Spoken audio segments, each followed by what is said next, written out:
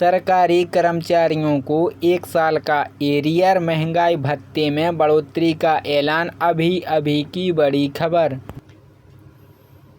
नमस्कार दोस्तों, नए वीडियो में आपका स्वागत है।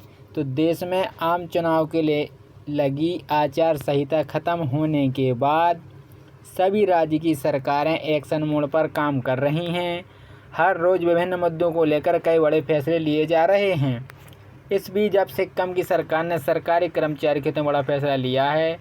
सरकार ने कर्मचारियों के भत्ते में 4% की बढ़ोतरी की है। इसके साथ ही पेंशनरों के महंगाई भत्ते में 4% की वृद्धि की गई है।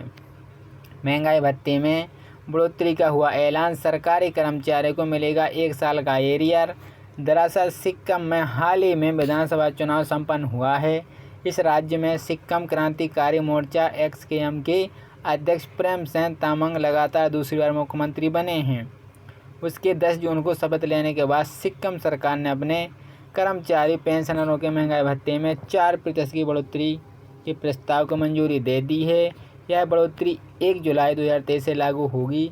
सरकार के इस फैसले के चलते कर्मचारियों और पेंशनरों को अच्छी रकम एरियर के तौर पर मिलेगी। केंद्र सरकार ने 1 जनवरी 2024 से 7वें वेतन आयोग के तहत डीए को 4% बढ़ाकर 46% से 50% कर दिया था। केंद्र सरकार के पेंशनरों के महंगाई भत्ते डीए डीआर भी 4% बढ़ाकर 50% कर दी गई। सिक्किम में प्रेमसेन तामांग के नेतृत्व में सिक्किम क्रांतिकारी मोर्चे ने चुनाव में भारी जीत दर्ज की है।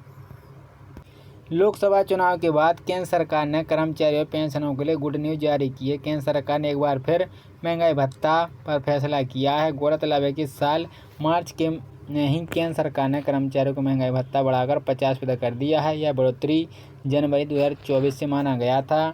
केंद्र सरकार में 2 बार डीए में बढ़ोतरी करते हैं, पहली जनवरी से जून की अवधि के लिए और दूसरा जुलाई से दिसंबर की अवधि के लिए। इस वजह से इस बार दीपावली के आसपास बढ़ोतरी की उम्मीद थी, लेकिन केंद्र सरकार ने इसे जून में ही बढ़ा दिया।